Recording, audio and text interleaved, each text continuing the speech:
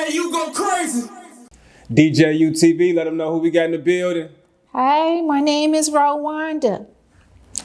Rawanda, what you on, gang? I just came here to just set some shit straight. Uh-oh. I've been trying to get my true story told to the public for over 27 years. And now with all this shit going on with the young lady that just got murdered, it's time for me to tell my story because it was almost like that. Oh, wow. Well, welcome to DJUTV. Thank you. An interesting story you have indeed. And thank you for coming to share with us. Yes. I could tell from the moment we talked on the phone that it was something that you needed to get off your chest. Yes. I'm honored. Okay. You know, and just to let the viewers know, me and Rawanda had a 3-minute phone call cut off. I said, we'll talk about it when you come sit on the couch. Yep. So we're going to start with where you from, Rawanda. All right. I'm from Chicago, so I'm like everybody else is supposed to be sitting on this couch. That's I'm right. from Chicago. I'm from over there on P Street, Parnell Street off of 71st. And I grew up in Inglewood all my life. We never moved out of Inglewood to any other areas in the city. We were poor, struggling like everybody else. And my mother had a dry cleaning business in the area. So we had a dry cleaning business, and that's helped me to go to college. I went to college, got a criminal justice degree, and decided in college that I would join the Chicago Police Department. Okay. So taking it back though, you know, growing up, you say your mom had a dry cleaning business. Yes. Can you just tell us how, like, the streets of Chicago were at that time? Was it like the way it is now, like as far as gangs and stuff like that? Oh, no. When I was growing up in Chicago, it was just such a beautiful place. I mean, like every year we would look forward to going downtown on Michigan Avenue, seeing all of the decorations for the holidays and different things like that. And you could pretty much just go outside, play. It was no gun play like it is. You know, the kids can't play outside because it could possibly get hit, you know, by random shots or whatever. But it wasn't like that when I grew up in Inglewood. There's an apartment building at 7000 South Parnell. It's a tall apartment building. I think it's 6 or 7 floors. We lived in that building. And so we just played outside beyond the street lights coming on. It was just a real nice thing. And the people on our block, everybody knew each other. And so if you did something wrong, they would correct you and, you know, deal with things like that as a community. Now, when I joined the Chicago Police Department, I purposely I asked to work that area because I wanted to give back to where I came from. Mm-hmm. So I was a police officer on the beat where I had grown up. My babysitter from when I was young, she lived on my beat, classmates and all of that. So it was a real sense of community for me. Right. Yeah. Okay, and taking it to the part where you went to college and got a degree in criminal justice. Out of all the things you could have done after graduating college, what made you decide to take up the police force as an occupation? Well, like most young girls, whatever, I got pregnant. Okay. And so my original plan was after I graduated with my criminal justice degree from Chicago State, I was going to go to law school. And I got pregnant and I got scared because I didn't know how I was going to handle all of that. But I knew that the Chicago Police Department was hiring, so I knew I would be able to, you know, get a job. But going to law school, it just seemed like something I needed to defer at that time. Mm-hmm. But that's how I ended up on the Chicago Police Department. They were doing this really nice recruiting campaign or whatever. And so a lot of people that I went to college with, we all joined the Chicago Police Department together. Okay. Yeah. So you and a lot of other African Americans? Yes. Okay. Yes. So tell us about when you joined. At the time, the superintendent, there was an African American male, correct? Yeah, Leroy Martin, I want to say. Yeah. Leroy Martin. I think he got taken down for some corruption or whatever. But to know that there actually was a African American presence within the Chicago Police Department. Yeah, the presence of women was not as accepted at that time. When I was in the police academy, you know, the men cadets and the males that were already officers, they really didn't want women on the job. So they would do anything they could while you were in the academy to try to sabotage you, where you would end up having to quit, different things like that. So I went through a lot when I was in the police academy with people trying to hurt me so that I, you know, would have to quit.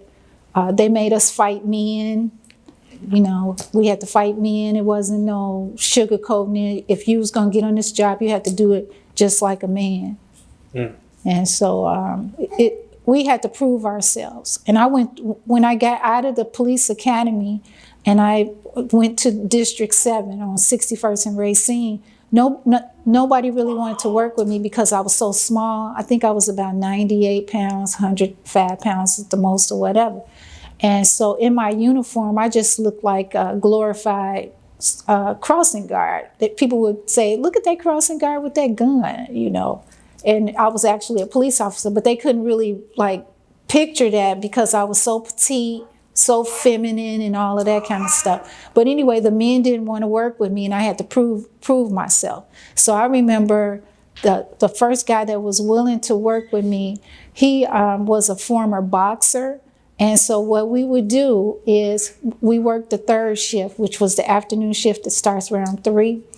And he would drive around, and they had just passed an ordinance where where people couldn't congregate on the corners. And so we would just be going around telling the people, get off the corner, get off the corner. And I was wondering why he kept doing that over and over and over again. But he was sizing up the people that were out there looking for a candidate for me to fight. And so he found the guy, whatever, and he put him in the back of the squad car and he pulled us around an alley somewhere, told me to take my belt off and all that stuff. And me and the guy got to scrapping. And I was, you know, fighting for my life because I wasn't going to let him kick my ass. Right. So, but yeah, so that's how I proved myself. And when I was a police officer, I had a reputation on the streets for being violent. They used to call me Gladiator. I carried a 7-cell D-cell mag light, that's steel light, because I was so small, people would try to steal on me all the time and just, you know, challenge me. And the first time somebody saw me fight, and after that, I never had a problem no more. I had a fight with a lady up at 71st and Parnell. It was a tavern. And my partner, the same guy that was teaching me how to fight, we were trying to deal with a domestic disturbance inside. And this big, wide lady kept on coming over there while we were frisking a suspect. And I told her that she needed to move away, let us do what we were doing. And so she cussed, fuck you, bitch, I'll come over there and kick your motherfucking ass, you know. And I'm like, you come over here, you gonna get your ass kicked. So she just kept on. And then next thing I know, she came and she just swung on me. And I got away from her swing, and then I pulled down my light, came up, hit the bitch on her chin, and then just got the wailing on her right in front of the fire station. And I went into a zone because I was just so tired of all of that. You got to prove yourself stuff. Mm-hmm. And then the firemen were across the street because it was right across from the fire station. They were like, do you need any help? I'm like, no, this bitch do. But anyway, long story short, she had a pumpkin head when we was finished. You know what a pumpkin head is, right? Mm-hmm. Yeah. Pumpkin head delight, they call it a PhD. Yeah. Doctor. Courtesy of Rawanda. Yeah. But yeah, so after that, I never had any more problems with it. Everybody knew that I could fight. And then, like when I was a police officer, I had the GDs and the BDs on our beats. And so they would be beefing all the time, shooting each other, killing each other and all that kind of stuff. So having to deal with what's going to happen after the funeral, it was always known, like when you would go to roll call and they said, you know, such and such funeral is today, it's going to be hot on that block.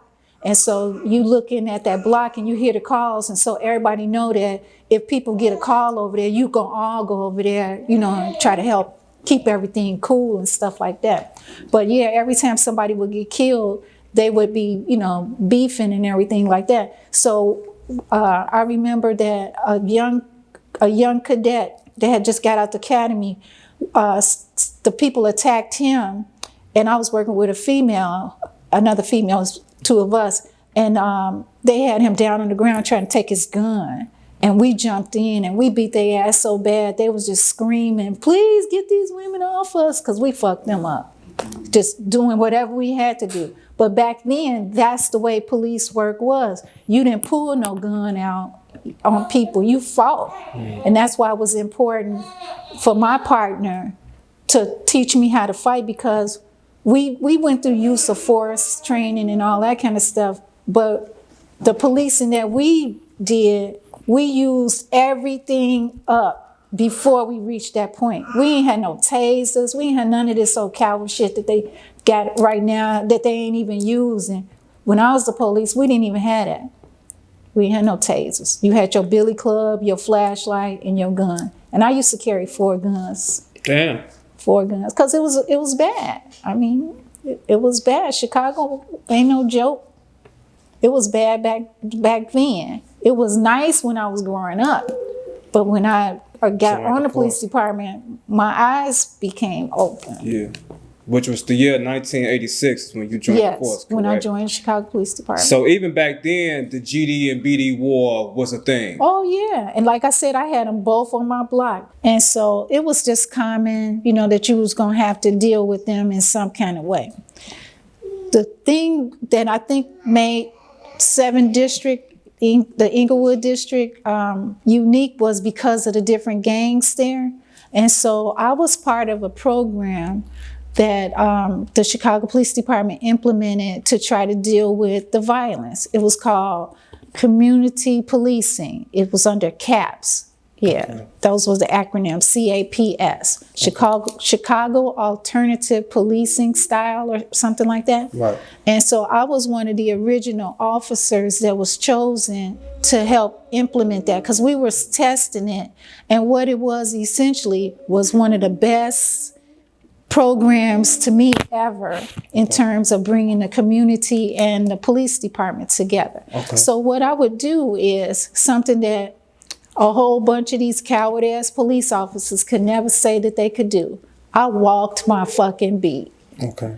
They gave us in that program, they told us that the requirement for that program was for you to get out of your squad car, you park and get out of it, and walk through the neighborhood. Introduce yourself to the people. The people have a right to know who you are.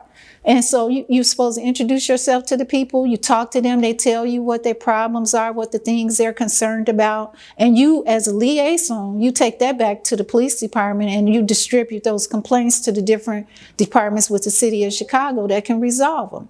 Part of that program was that you, as the beat officer, you would participate in organizing a monthly meeting where the community would come every month and just talk about what's going on in the community. Now, when do you hear stuff like that going on no more? It's like the communication between the community and the police department is so separated. It's on 2 ends of the earth. And part of that is because of that damn squad car. A lot of them will not get out the car and speak to the people, talk to the people or whatever. It's like, I really just don't get it. For me, it was easy to walk my beat. And I had beat 732, and I walked that whole beat. Everybody knew me. They used to call me Mary J, like Mary J. Blige. That was my street nickname, okay. Mary J. And I worked my beat. Whatever they told me that they wasn't, happy with, I took it back to the police department. Man, I was getting rave reviews from the upper echelon and everything like that, saying how good of a job I was doing. Now, the officers that I worked with, they didn't embrace it with that same passion and enthusiasm that I did. I mean, I loved it. And I'm the type of person, if you tell me to do something, I'm gonna do it. That's just me. I didn't want to just be coming to work, collecting a check, which is what a lot of them just do, because that's the only job I ever had where you didn't have to do shit and you still was gonna get paid and retire and get your pension. The people that get fucked over are the people that's out there actually working. So taking us from the community policing strategy that I was a participant of takes us to where my story begins. While I was out there making all those contacts and connections with the community, I got information on how the drugs was being brought in, how the guns was being brought in. And when I say information, I mean detailed information, cars, license plates, and all that kind of stuff. Got information on where the drugs was being distributed. When I say that, I mean detailed distribution. Parnell, you got Hamilton Park. These damn drug dealers and everything was able to have their drug meetings in the Park District Field House every first Sunday or every second Sunday without any problem. They would be all in there, and you couldn't even, the parking lot would just be filled with all of their cars. And it was known that that was what they was doing in there. Now, how the hell drug dealers gonna get to utilize the Park District Field House? Right. How the fuck that happen? So anyway, that's on my beat. So people complaining to me because they want to be able to walk. You know how old people like to walk and all that kind of stuff. And Hamilton Park is a beautiful park. I used to be in those gym shows and stuff like that when I was little. So anyway, I took that to the police department, to my supervision. And I told them what was going on. I wrote out a report and told them exactly what was happening. And I asked for the tactical unit to come on a Sunday so they could observe what was going on. They ain't do nothing with that shit. They just, I guess, took my report and just filed it away. And I didn't catch it. I was so green and naive. I just didn't know that it was that much corruption in the police department. So that was like the first hint that something was wrong. Because I'm like, how are these people able to do this? Then the next thing was somebody had told me about how the drugs was coming in, how the guns was coming in. It was two vehicles. One vehicle would come like on a Tuesday and take their orders and all that kind of stuff. And he was in a fancy car, you know, the license plate number and all that. He was in a fancy car. He would come, find out what they want. Then on Sunday, he come in this old beat up station wagon and deliver them. I'm giving them all this detailed information, and they still didn't do nothing with that. So remember I said that I was working on the blocks with my babysitters when I was little, you know. I would go to their houses for lunch. They would invite me for lunch. I mean, it was a beautiful relationship. So I'm in one of my friends' house, and we in her kitchen, and we looking outside. And she was like, I'm so tired of these people selling these drugs in this alley behind me, behind my house. I can't even go to my garage. I'm scared and all this kind of stuff. So I'm like, well, let's look out here. Show me what you're talking about. And so she showed me. I see it, the whole thing. I said, I'm going to call it in from your house and get them the exact location where everything hidden and all that. We're going to see what's going to happen. This was where everything went south for me and my career, and I almost lost my life. Okay, cool. Let's stop there. What year is this? 1995? This is 1994. 1994. Yeah. Okay.